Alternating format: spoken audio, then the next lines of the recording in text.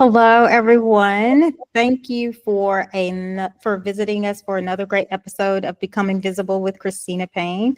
Today, we have the pleasure of speaking with Miss Kim Roxie of Lamik Beauty. So, hand claps there. We so appreciate you joining us, Kim. And as I was saying in the kind of prep session before the call, forgive us for the millions of emails that have gone out. We are just trying to make sure that we are communicating clearly and at least getting all the information ahead of time so that we can prepare for it. So thank you for indulging us, and we are so happy to see you. I am so happy to be here. Thank you. Okay, so I don't know a lot about you. These interviews have gone so much easier when I have had some familiarity with the person before. And so I know tidbits about you from the internet. So I've kind of been stalking you for a couple of days here, ma'am. Just trying to get to know you a bit. And so we can be, instant internet friends here in our podcast. But I want to give you the opportunity to introduce yourself and tell us about who you are in your journey and what is Lamik Beauty and what that means to you. Yeah, so I'm Kim Roxie, Kimroxie, and I'm the founder of Lamik Beauty. And I am also, I was a makeup artist for many years when I started off, an esthetician, slaying eyebrows from everywhere. And so over my course of work of doing thousands of eyebrows and then actually being diagnosed with alopecia, it was this intersection between me knowing how to do something that I did not have. And so with hair loss that occurred on my brows and on my scalp, particularly the brows was the big deal because that was something I was known to do. And so I decided out of that, pain point of experiencing hair loss, I created our number one hero product, which is our Revelation Brow Duo. And it is the first of its kind that has a brow powder and a concealer in the same compact. So you can fill in your brows, make them look natural. Because I just knew from filling in my bald spots on my head when I had, because some places I had hair and some bald spots I had, but I would use powder to cover it up. I decided to take that powder and kind of create a fine powder. It's made from natural and organic ingredients for the brows, and then have the concealer that you put underneath. Because concealer really just takes and defines the brow and really makes it so you can really see the shape of the brow. And so you go from hair loss to hair boss. I mean, like to brow boss, where everybody is like, oh my gosh, I love your eyebrows. I can't go anywhere without people complimenting my eyebrows. And it's all due to this solution that I created. And it has been worn by Meghan Markle and Gayle King and so many others. And I'm so grateful to makeup artists like Ray Dunn, who's Gayle King's makeup artist, who tells me that she uses it on her. And then Daniel Martin, who's the makeup artist to Meghan Markle, and he raves about using it on her. I'm so grateful to those professionals who pull it out as people who have seen a lot of different products and they pick Lamik as special. And so Lamik is actually an acronym that stands for Love and Makeup and Kindness. And love and kindness is your true makeup because beauty is revealed and not applied. And that's what I live out daily. Lamik is an affirmation. That quote, that motto, that mantra is my affirmation as well. And I always let people know that, like, when you think about makeup and beauty products, a lot of times we've been using things that didn't mean anything. It was just a name. But Lamik has really came through and done a makeover on the beauty industry and brought about a name to a product that actually means something. So our purpose is that Lamik will remind you of who you are, and you'll reveal that to the world every day. That is fascinating. I appreciate you giving us that foundation to help us understand who you are. Some of the tidbits that I have pulled out since I, have been kind of internet stalking you for a few days is a little bit about your journey. Like, I have found it fascinating that you started with like a $500 investment from your mother, your beautiful mom, who would always have her face beat before we call face beat, that she would not leave the house without her makeup on, and that she was such an inspiration to you. I do understand that it does have a bittersweet, inspiration for you in losing your mom, but I found that story so refreshing to hear, that you honored her and honored the way that she lived through your career and what you aspired to do. So I appreciate that part of your story. That was very, very inspirational to me, and I appreciate that. So I won't make you go into that painful story, only elaborate where you feel comfortable, but I wanted to tell you that I appreciated that. Absolutely, absolutely. My mom is the the soul of the company. In regards to, we're all, mind, body, and soul. We're all spirit, and I think that, for my mom, she's just like the soul and the conscience of the company. She, like you said, loved makeup and wore it every single day. And so when I just opened up a little makeup and eyebrow shop in the mall, she was in heaven. Like, she was like, this is it. She was so happy. So like, and her sisters, her friends, everybody knew your mama is like in hog heaven. Like, this is so amazing. And so now that as I get older, I look at it, and my mom passed from metastatic breast cancer at 62. And at the time when she passed, I was, in my early 30s. And so for me, I kind of was like, 30 years off, like 62, maybe that's old. And now I'm starting to like, grow. And I'm like, oh, that wasn't that old. But what I do know is that her dreams were realized. If you look at life and not just count the years, but the quality of the years, I know that my mom's dream came true, because her being able to come to that makeup shop, that eyebrow shop, and get her eyebrows done and get her lashes done and get her makeup and all that, that was a dream come true to her. And so her giving me that $500 was, yes, her investing in me, but more so just investing in a dream that she would have always wanted to realize. So that's the beautiful part about that. And um, after she passed, and I found out that 75% of beauty products marketed to women of color are toxic, I knew that I wanted to create a makeup line that had meaning, like I spoke to earlier, particularly the brow duo. My mom, would wear it. This is something that she needed when she went to chemo and was losing her hair. So the actual vehicle of the brow duo, but the soul of the company, and it being the natural ingredients and more conscious ingredients, came from the fact that, we have toxic ingredient makeup, known carcinogens in our makeup products that are marketed to us to use. And I don't want anybody else to have to succumb to that, not through your makeup anyway. Yeah. And I realized that, a little bit about me. I think I gravitated to that story a bit because my son, who at 26 was diagnosed with Hodgkin's lymphoma, was so shocking to us because we had not had cancer in our family at all. And so we didn't understand like where that came from. It came out of the blue. And so for him to be such a young man with it just, tells us that it's either in the environment that we're in, or it's something about the food we eat. It's like we just don't know. So being super careful now about what we ingest and being intentional about what kinds of products we use is super important. And it can touch anyone at any time, no matter the age, no matter the race, nothing, gender, it doesn't matter. It can touch anyone at any time. And all we can do is to be intentional, like I said, about the things that we consume and what we do with our body. So it is refreshing to know we have a makeup brand that cares about that. And especially for us, right? Because oftentimes we're on the back burner when it comes to what their marketing agendas are for big beauty and big brands, period. And so for having someone who is actually keeping their eye on that and calling to account those beauty brands who aren't is refreshing as well. So I appreciate that immensely. Mhm. Running a business though, so a little bit more about me.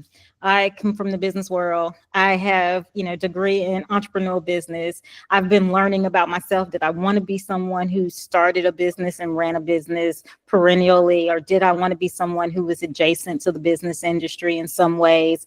So what I did is I got into consulting.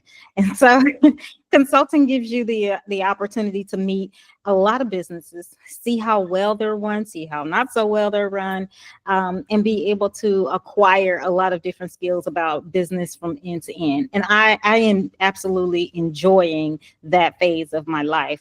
But recently, I've just felt a call to be more visible. Right. And so I prayed about it, and I, talked to my best friend about it, went to church, listened to the sermons. I was just really wrestling with and trying to figure out how God wanted me to use this, because I'm naturally an introvert and I don't seek the spotlight at all.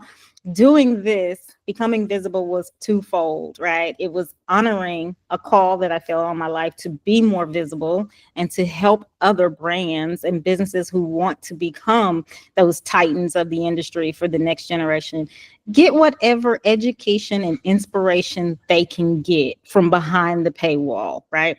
It's a lot of stuff out there if you want to spend $50,000, $100,000 on getting education about it. But a lot of us are moving fast. We're building the businesses. We're getting out there, and we don't have the background, the educational background in business, nor do we have the time, right? We are trying to get stuff done. And so that was kind of the formation of this podcast, is that I'm going to bring it from behind the paywall. I'm going to tell you the important topics that you need to talk about, even if we don't feel ready. Things like understanding and establishing revenue targets. If you don't have it, some of us are equipped with that knowledge because they've had, schooling. Some of us have gone through different types of, incubator processes to help us get up to speed. But then the large majority of us do not have that as a resource. So that's kind of the inspiration for this podcast. And that's our hope, is that, someone will find this valuable. I didn't know I needed to establish some of these balance sheets. I didn't know I had to establish these financial hygiene and regimens. And someone can tell me what their experience with it was. And to be truly transparent, right? Because if you didn't know, you didn't know. And we want to hear that too. Like, I didn't know. I made this mistake. I went in and I didn't do this, this, and this. And so that was my experience.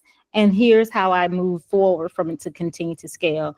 That's what this podcast is about. So you can see yourself. It's not a bunch of perfect people who are, with degrees and know everything, but you're telling us from your experience how you have, navigated that journey. So that's a little bit about us. I wish we'd have had a chance to have coffee or tea or drinks before so that we can get acquainted, but we could use this time to just help you understand what this brand is about and what we're building on this side. Mm-hmm. But that's me. And stop me anytime if you have questions, or if there's something that you don't know what you would want to say about that. Just stop me anytime. I'm just going to ask you some questions about things that we as a consulting firm would naturally think would be natural for a scaling brand. Okay. Got that out of the way. I hope you don't feel like I've overwhelmed you thus far. I'm just going to go through, what the topic is for today. That's establishing realistic revenue targets. This is naturally a place that we would do this in the scaling and the growth phase of the organization. So you may have already started up. You've got that initial contract, initial customer, but you're now at this phase where you're a little bit more routine. You're a little bit more stable. You started to see consistent revenue coming through, and you're needing to start to put those milestones in place that help you to establish targets. What do I want to aspire to in the next year, 12 months, 18 months, so on and so forth. Okay. So this is what the industry says, right? The industry says it's kind of a 3-stage process. There's early scaling, like I mentioned to before, and there's a target, that an annual revenue target that they believe is achievable. Now, we're Black-owned businesses, so I want to hear the truth from your perspective. Like, where do these targets actually land in reality for a Black-owned beauty brand? So early scaling, they're thinking the annual revenue targets around 50 to 500K. And that time frame is around 12 to 18 months. I think that's a achievable, realistic revenue target. For stage two, that growth mode where people are, it's about 1 million to 2 million. And they think you can achieve that in around year 2 to 4. Then there's stage three, where you're established, you've been in the business for a while, you have those supplier lines also established, you figured out who your consistent customer market is, what that niche looks like. You probably entered some nationwide distribution, got multiple SKUs out there, and then your marketing campaigns have started to materialize, right? So influencers, ad spends, and so on and so forth.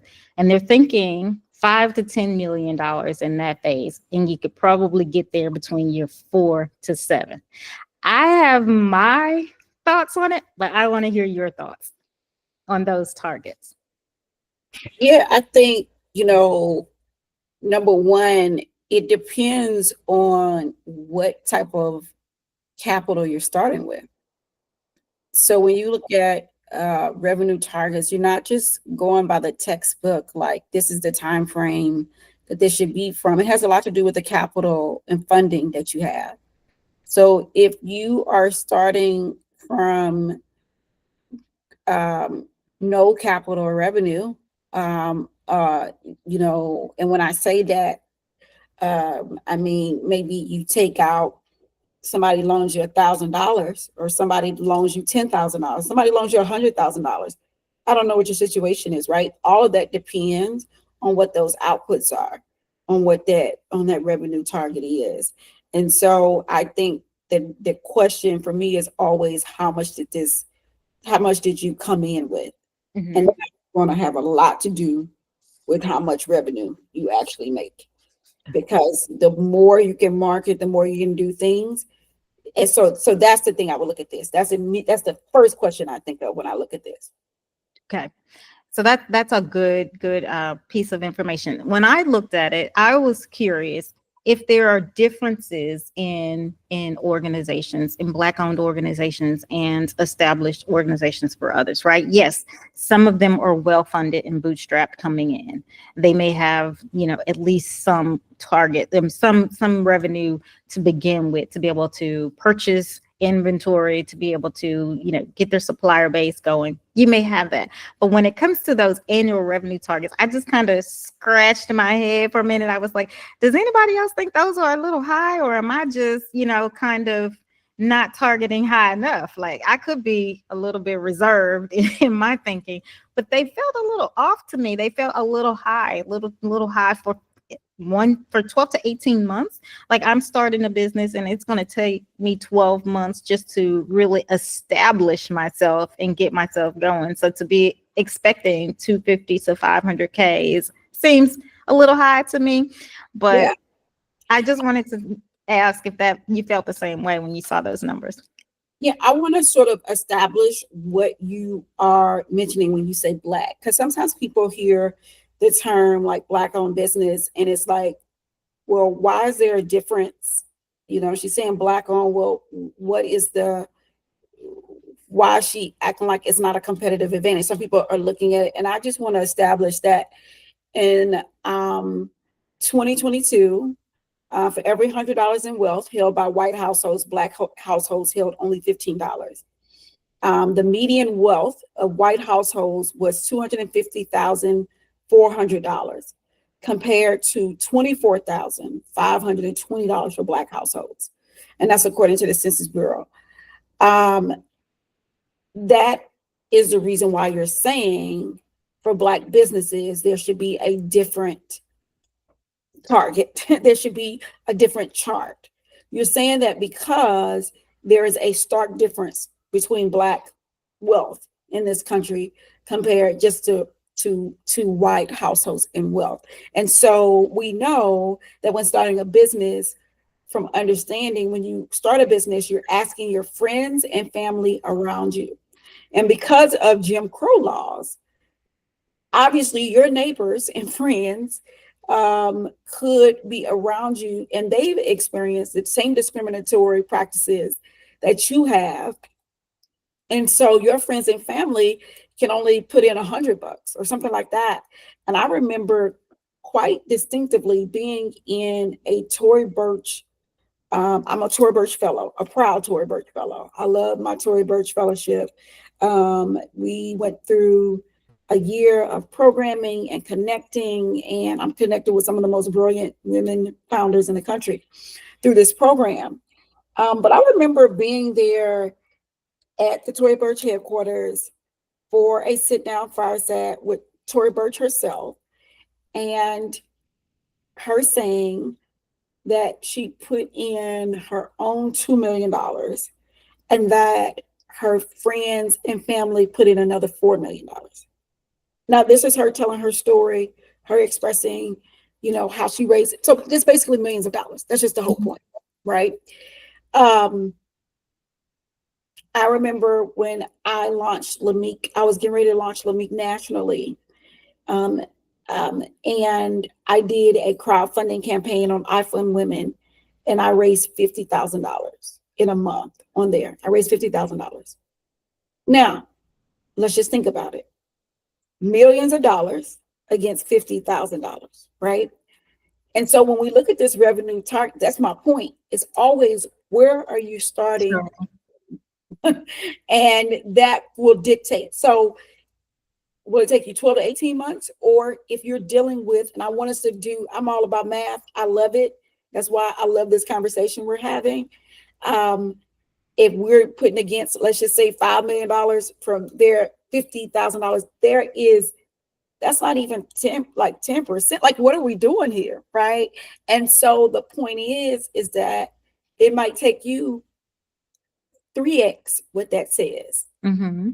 12 to 18 months, it might take you 3x that. It might take you 4 years to get to $250,000 to $500,000, just because what you started with was not at the same rate that others started with, and the amount of capital you started with has a lot to do with it. And so that's just something I bring up, and I think it really matters. And you brought it up earlier, and I to establish some facts around what you're saying, and what I've experienced from others as well.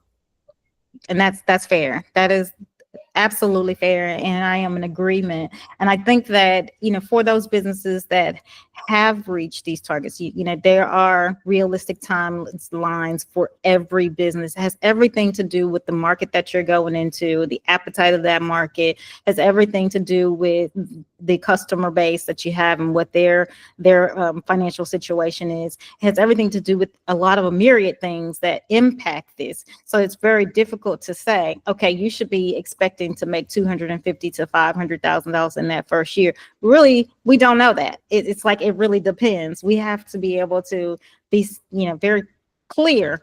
What is your product? What is your service? What does it need? What is, it actually satisfying, and who is buying it? And then you're right. If you don't have the capital that a competing brand has to be able to buy in bulk, to be able to, establish relationships with suppliers and get things going faster, you don't have the timeline that another business would have. And that's the education portion of this podcast, is that we want to set realistic timelines for people and realistic expectations. The worst thing we can do is to let people see the success and walk away with, well, if they did it and they've only been in business for a year or 5 years, why can't I? Well, you need to really understand the factors that come with that, so you are setting realistic expectations for yourself. And that was what I was hopeful that you would say, because when I looked at it, that was what I was getting at. I was like, are you serious? But okay, yeah. I'm happy for whomever who has achieved this. That is awesome. And then also, it's also something where it's not like this hockey stick, where this is more sort of a hockey stick sort of scenario, where your first years is going to be going like this, and it's going to continue to grow.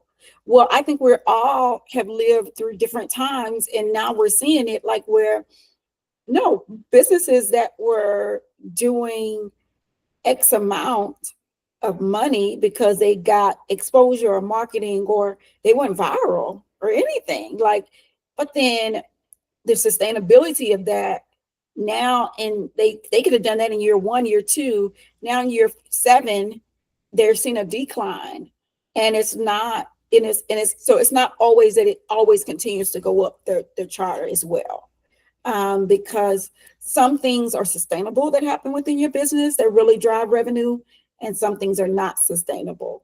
It's hard to count on a viral moment, every time, or it's hard to say that, hey, you were on a national show. I remember one time we were on CBS Mornings, and we were on their morning show, and we sold a lot of product in one month that on our target revenue, we didn't have that in our plan to make that much in that month. Yes, we got the customer data, it helped us, but that month was not the norm per se. Every month we're not on national television in the morning on that particular show. And I have to say, Gail King was on that show. She's one of the anchors there. And people talk about the Oprah effect. I'm like, Gail has an effect too. Because people were just like buying and buying, and it would just happen right there in that moment. And I just said it to say it was almost like viral. It's hard to find those kind of moments over and over and over again. Um, and so yeah, so sometimes things bust your projections out the water, because sometimes things happen and you least expect it. And then sometimes you bet on certain things and then they don't turn out that way. So yeah, sometimes you have these targets, sometimes you have these ideas, these plans, but they also are not always just going straight up like that. Sometimes it's like this dip that's happening.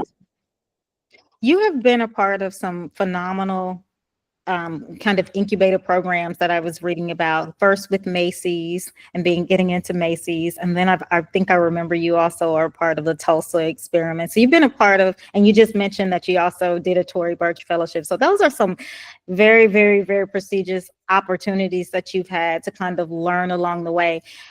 So assuming that you have reached your targets, you've set some realistic goals for yourself, and because you've had this visibility, you've reached some realistic revenue targets. Tell us about how your financial acumen and your financial hygiene has had to support that. What did you have to do to support that? I had to listen, I had to learn, I had to be observant, I had to be mentored, I had to be advised, I had to go through things, and just learn through the actual experience. Um, and I, you know, like to run towards things that maybe I didn't pay attention to in school per se, but then now as an adult and with a business, like I'm running into that information. So I love to kind of like talk about things and sort of learn and also just utilize the experience I have, because sometimes too I do find that people come with this textbook sort of thing, and it's a great for a framework, but then there's the real life situation. That's when you say realistic, because there's this real life, and that's the part that I've been able to live through and work through. I've been in several programs, as you mentioned, and I've been in some programs where I'm the only Black woman in the program. When I was in Austin and I was in accelerators there, VC backed accelerators, I was the only Black woman. Then, coming to Tulsa, which I'm actually at right now, being in a program with all Black women, and feeling seen in that way. But I noticed how finance and projections and all of those things, I have learned all the way across the board. I do feel like the point of view sometimes is a little different. So sometimes I feel like, when people are advising or mentoring a Black woman, sometimes in this field, it's kind of like, play it safe and do certain things a certain kind of way. And like when I was in Austin and I would be the only Black woman, like it was a lot of like fantasy and like the company you want to create, and like these guys will be coming up with ideas on napkins and get like, $500,000 to do this idea. And with me, the benchmarks were different. It was more like, oh, well, let's see some traction you get and then come back to us kind of thing. Oh, wow. Okay. So people have talked about this before around bias, around funding and all of that. And we know that less than 1%, 0.003% of Black women get venture capital funding, which is the big funding that, again, you can blow these, revenue targets out the water with, because if you raise $10 million, I mean, how much do you think you're going to do in the first year, right? And et cetera. So um, I have experienced that where people have sort of underestimated um, Mhm. what my capabilities are, but it's made me more financially savvy, and it's made me be way more resourceful around what I can do with the resources and the funding and the revenue that we have. I was just on the call with my team before this. We have our team meeting, and we just had to have a quick celebration because sometimes you're doing the work, you don't realize it, but we just literally funded our launch on Nordstrom. So we just launched on Nordstrom.com. Nordstrom is a luxury retailer with prestige products, and we're on Nordstrom.com, and they sent us a PO, and we fulfilled it and sent them the products. We funded Hy-Vee, which is actually a retailer who has built these upscale beauty departments in select stores in the Midwest. Hy-Vee is naturally a grocer, but they're like the high end of grocers. And what they've done is they put these high end beauty departments in select stores. And so we're in those departments. And so we're in 37 stores. So in our business, we call that 37 doors. So we're in 37 doors. We funded that whole thing. And so I say all of that because um, for us, revenue has also been the capital to build our business. And so our projections, we look at them, but we're also always looking at them as investment as well. And so I'm really thankful, grateful, but proud of my team for being super resourceful and for us to be able to do these type of things, because most companies raise a bunch of money to be able to do what we just did with the revenue that we've brought into our company and reinvested into it. That's fantastic. That is very good news. I didn't want to clap in the middle of your, but that is amazing. And that is very good news. So I'm very happy for you all. And I know that, you're only going to grow and only get better. We are just happy to have you here and to talk about it. Some of the things that probably I struggled with the most and I still struggle with is financial statements. Right. And I think I mentioned that in the email, the last email I sent to prep for the call. That's something that is a struggle for me. I don't know that it's a struggle for others. I've just never been one that's been great with math. Now, don't mess with my money. I'm like on it. I know where my money is and where it's going. But when it comes to when I was in, even in college, when it came to the financial statements, I struggled. And so I wanted to talk to you about your journey with financial statements. And is that something that you guys review, on a regular basis with your team? How are you managing that side of your business? I just be a nerd, I'm a nerd to that. I'm a nerd to going over that. I'm a nerd to understanding what this means. Um, I had to put aside my own, like, I realized that through therapy that sometimes I can have a lack sort of thinking. And so but you can't bring that into the business. And so I went through my own sort of like evolution around the way that I address money and things like that. Because, I was brought up to where, it wasn't like I didn't grow up rich or anything like that, or even looked at as so much wealthy. So sometimes you can bring your upbringing and stuff like that. I grew up, very much working class family. My mom and dad worked for the post office. And so, I think when I thought about the business, I thought about, when I looked at financial statements and things like that, I think I looked at it from just like always concentrated on the loss. And then I had to realize, um, I had a really good accountant bookkeeper who I just became a nerd with, that I meet with every week, and just became a nerd. And just, so now I don't really identify as someone who doesn't like finances. I identify as someone who likes it. Um, but it doesn't, just because you like something doesn't mean you like do it in your business every day. It's not my responsibility per se. It is my responsibility to know what's going on, and have an understanding and know what the drivers are right now, and like, they can change in your business. You know, what's driving um, revenue and what brings the most profit to your business could be two different things. So you look here, you're talking about gross margin. Um, a lot of people got into the beauty industry because of our gross margins. You know, gross margins being 60 to 80%. I see you here even above 80%. And that drew a lot of people to the beauty industry.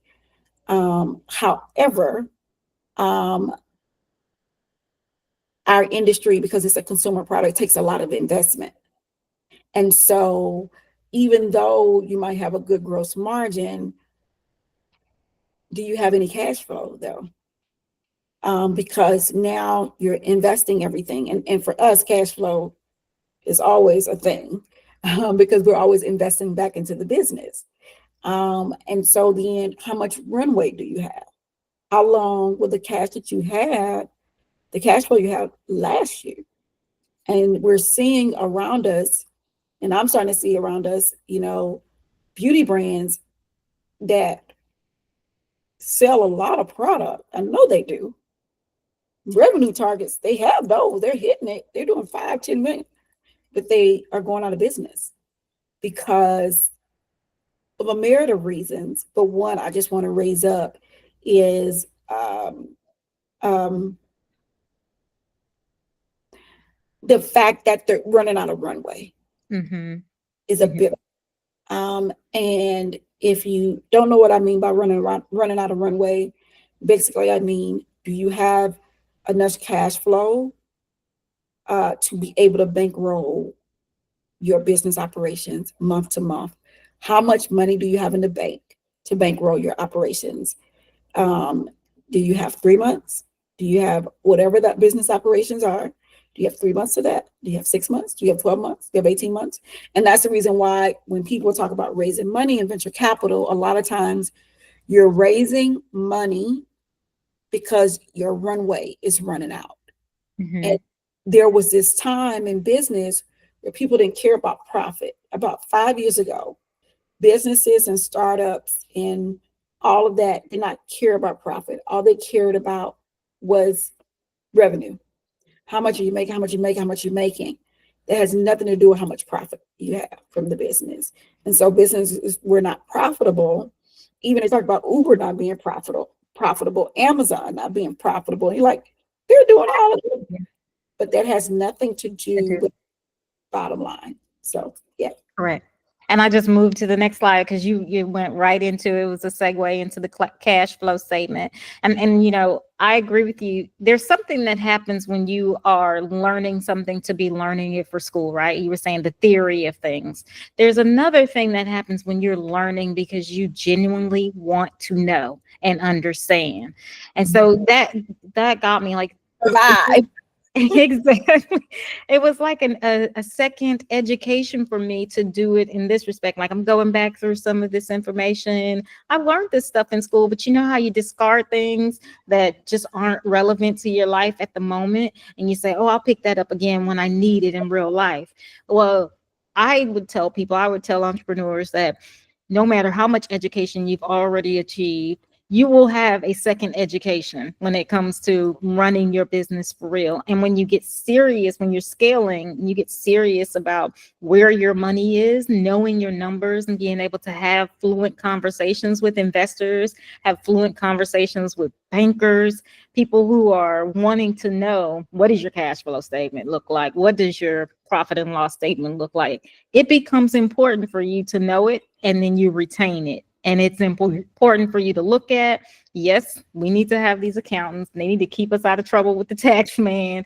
But we also need to be looking at those statements and being able to understand them and not have them just stare back at you like what's happening.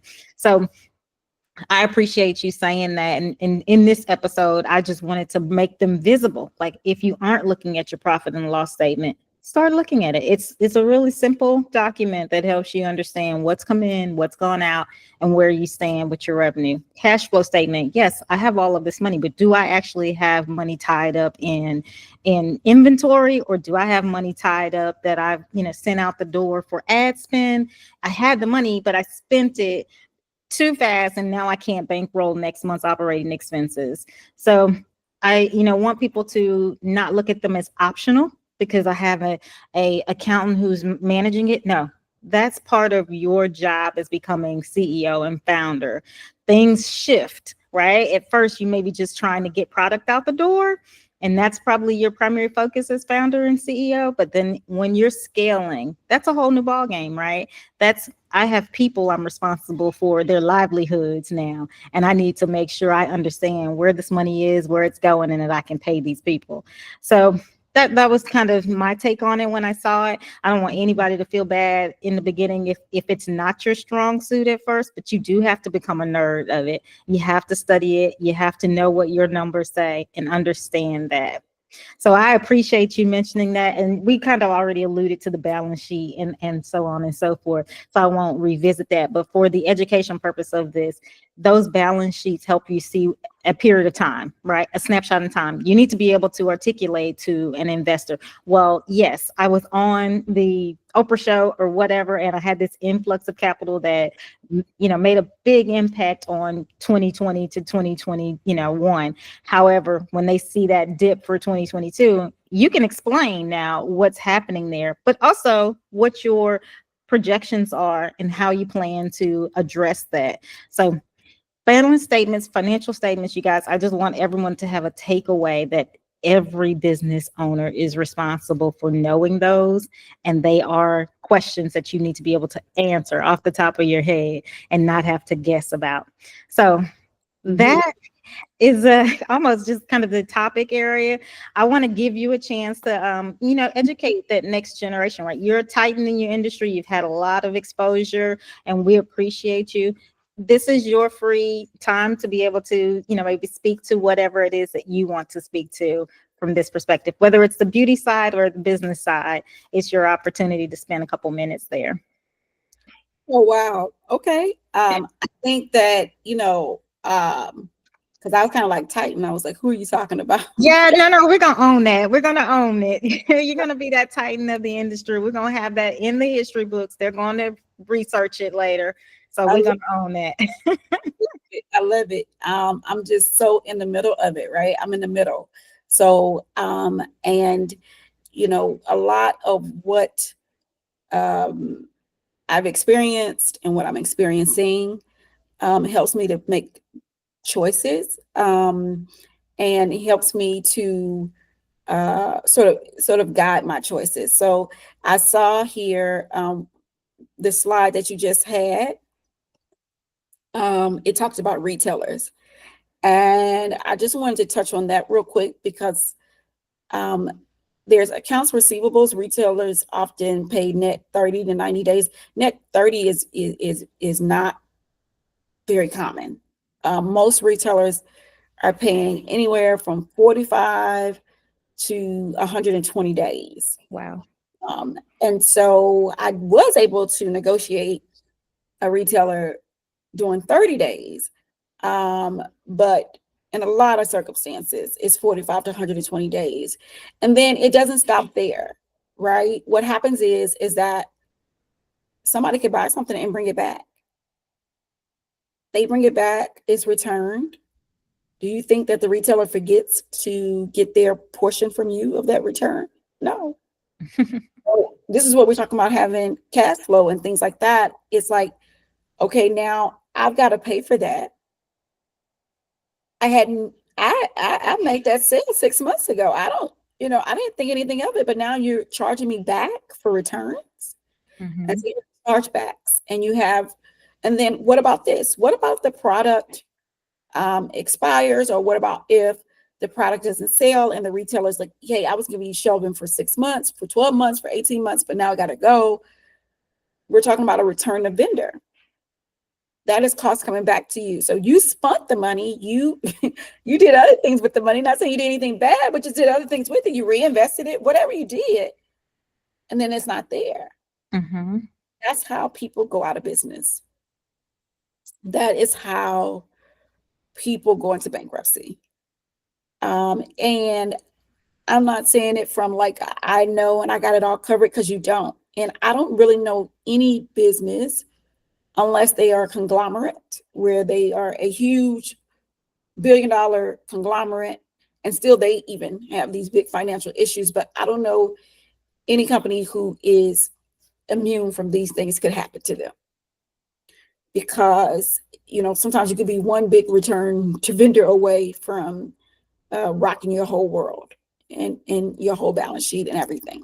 So I just wanted to bring that up, because sometimes we don't think about that. And as a consumer, I never return stuff, especially if I buy from a small business or independent brand. I do not return it. I find somebody else to gift it to. You're like, well, Kim, I don't want it. Well, I wouldn't want to do that to a business. I don't want to do it to me. So I just, I do live by that golden rule. But yeah, you'll be surprised how much that will turn a business upside down. And so I just bring that up just to understand and what that looks like, because these are the facts of life that a lot of times people don't even know about until they get into the business and they find out.